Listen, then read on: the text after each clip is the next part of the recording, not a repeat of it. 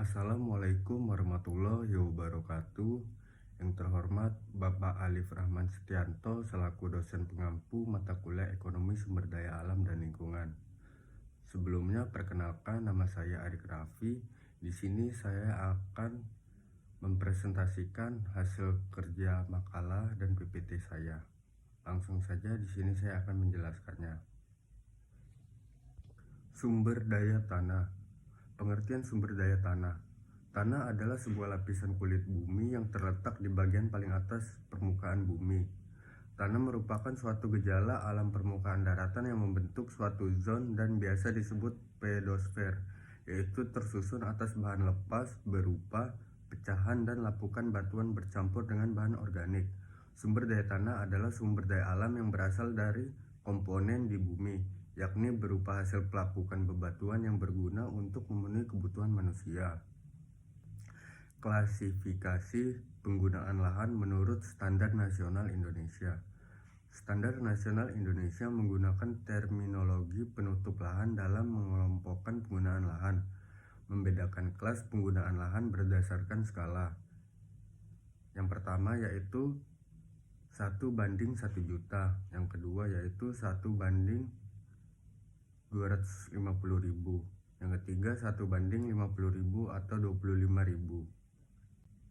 Aspek konservasi sumber daya tanah. Konservasi dapat didefinisikan sebagai perlindungan, pengawetan, dan pemeliharaan, atau dengan kata lain, menjaga sesuatu dalam keadaan selamat atau aman. Jika diterapkan pada sumber daya tanah, definisi untuk konservasi adalah pengawetan sumber daya bumi tanpa mengurangi efisiensi. Tujuan konservasi klasifikasi sumber daya tanah, yaitu yang pertama sumber daya tanah yang dapat diperbarui, yaitu sumber daya tanah yang sifatnya secara terus-menerus ada atau dapat diperbarui, misalnya sumber daya seperti air. 2. Sumber daya tanah yang tidak dapat diperbarui, yaitu sumber daya tanah yang memiliki sifat di mana total fisiknya tetap dan tidak dapat diperbarui atau diolah ulang. 3. Sumber daya tanah yang mempunyai sifat dapat diperbarui dan tidak dapat diperbarui. Sumber daya ini mempunyai sifat-sifat seperti flow resource, yaitu bahwa seperti dapat digantikan sepanjang waktu. Pemeliharaan ditujukan untuk penyelamatan, untuk keperluan penggunaan sumber daya yang tersedia bagi generasi-generasi yang akan datang.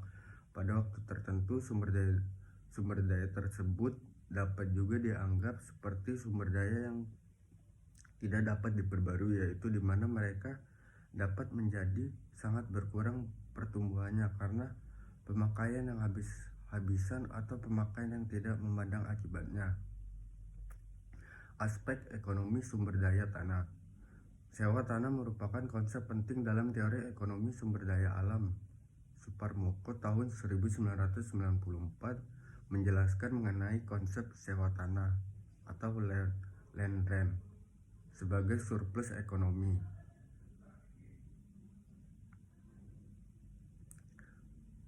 A. Sewa tanah.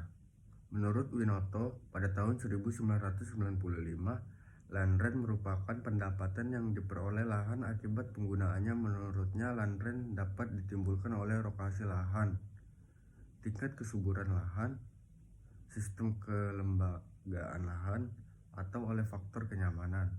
Yang B. Penentuan harga lahan. Perhitungan land rent yang banyak dilakukan adalah dengan melihat aksesibilitas lahan atas lokasi produksi pertanian terhadap pusat pasar. Pencegahan kenaikan harga tanah. Untuk mencegah kenaikan harga tanah, dapat diusulkan agar pemerintah berusaha untuk mengalihkan dana yang tersedia dalam masyarakat ke arah investasi yang produktif dan bukan untuk spekulasi tanah. Pengenaan pajak hendaknya disesuaikan dengan peruntukan tanah yang diperjualbelikan di kemudian hari. Apabila tanah digunakan untuk kegiatan yang produktif, hendaknya dikenakan pajak yang relatif lebih rendah, dan bila tanah dibeli untuk kegiatan yang produktif, hendaknya dikenakan pajak yang relatif tinggi.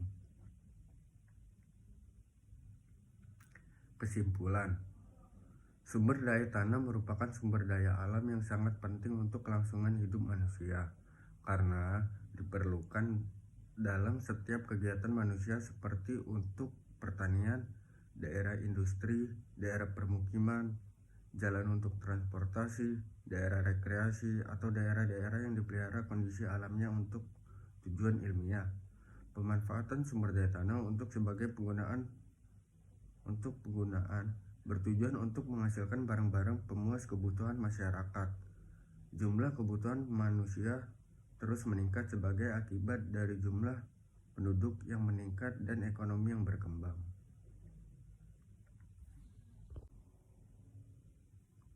Mungkin cukup sekian presentasi dari saya. Ada kurang lebihnya mohon dimaafkan kepada Allah. Saya mohon ampun. Wabillahi taufik wal hidayah. Wassalamualaikum warahmatullahi wabarakatuh.